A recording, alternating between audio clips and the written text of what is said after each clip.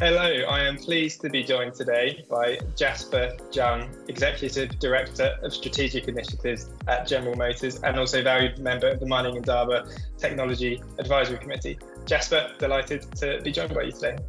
Thanks, Connell. It's great to be here with you. So, Jasper, I'd like to start by asking, when you think about disruption, what does good sourcing strategy look like to you? It's a great question, and thank you again for having me today. I think disruption is such it's a great topic. I think particularly when you look at the automotive industry and where it is today, just the transformation that we are going through today it's historic. And when you look at the role that supply chains and good sourcing strategy have to play, as part of that transformation, and a lot of the different factors, I think disruption is a key theme that goes across all of it. We learned a lot, just a little bit of a history lesson, just in terms of the semiconductor crisis years ago, really, hit the automotive industry worldwide pretty hard. And one of the lessons we learned is that we need to be able to control our own destiny going forward. And you couple that with the clean energy transition and the roadmap to electrification. Several years ago, we started really focusing on vertically integrating our EV and battery supply chains, going all the way potentially to mines to source the raw materials, critical minerals that we'll need to take electrification to scale.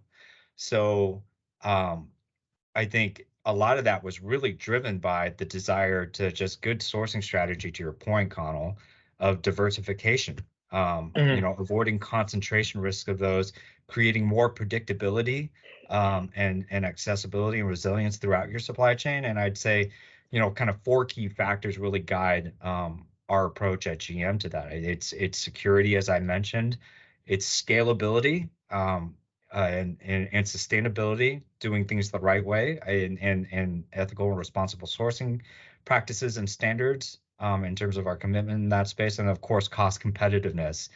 And everything that we do now in terms of good sourcing strategy and vertically integrating these supply chains really relies on all four of those, a balance of all four of those pillars.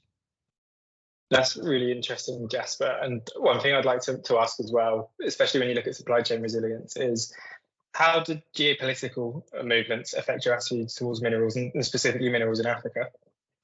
Yeah, it's a great question. It's how us public policy folks and people that work in the policy space continue to find ourselves more and more involved in sourcing strategy. I think, it's safe to say, I think for GM in particular, our global purchasing and supply chain team is a well-oiled machine and has been for decades. And it's been only more recently, to your point about geopolitical factors, where you start to see the dynamics and diplomatic relationships between markets. You see various policy actions here in the U.S. And markets around the world really start to factor in, as well as traditional market factors, cost, logistics, material resources, things like that, right? That have traditionally guided good sourcing strategy. You now see influencers and influences from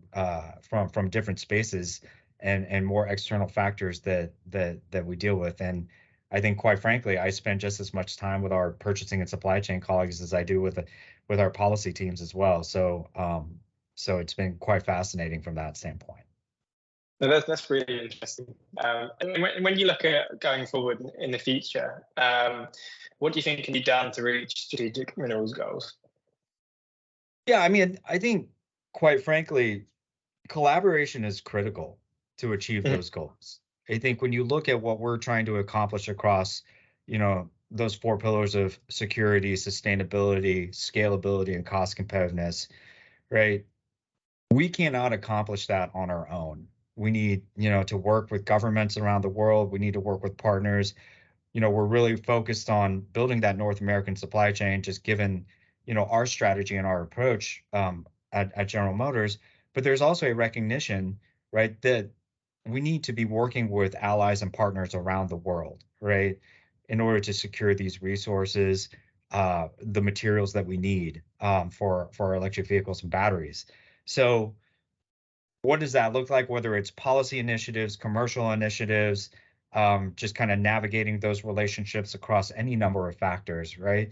The key theme is really collaboration and partnership in order to accomplish those goals.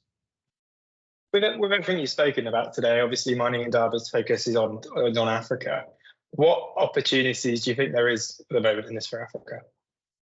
Yeah, I think the key word is opportunities, as you said, Connell. I think, quite frankly, the there's just so much opportunity there. I think, to my point on collaboration, we've been working with various U.S. government agencies and various partners in terms of looking at Mhm. nickel resources potentially in places like Botswana and Tanzania, looking at manganese, looking at other critical minerals as well, critical battery minerals that we'll need. But I think, to take that to scale, it's not just about mining for these resources. I'd say a couple of thoughts. It's really just also thinking about processing, thinking about, for Mhm. example, the sulfates, the battery grade materials that we need. That's a real kind of value add that you can couple with the mining industry there, and really kind of add that local investment and value. I think in terms of these broader EV and battery supply chains, our role as an off taker,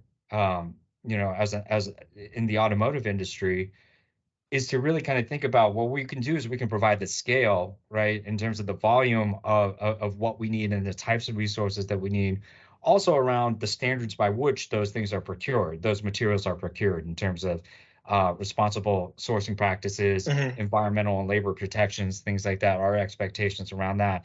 But those are important as much as, as we think about the type of materials that we need.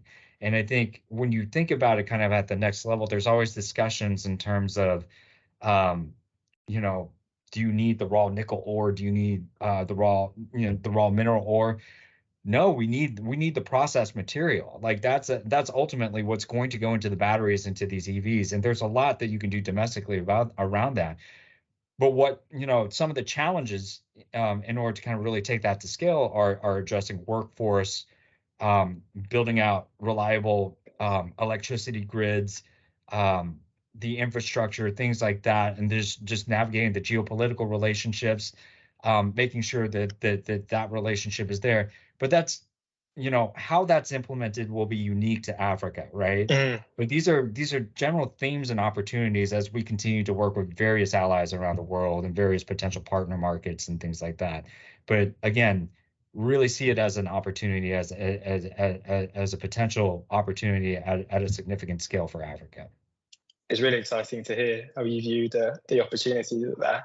And I think that's a wonderful place to actually end the interview, Jasper. So I'm really happy that you had time to join us, and thank you very much for doing so. Yeah, thanks again for having me, Connell. And thank you everyone for tuning in. I'm sure these discussions will be continued at Mining Indaba in February. Thank you very much.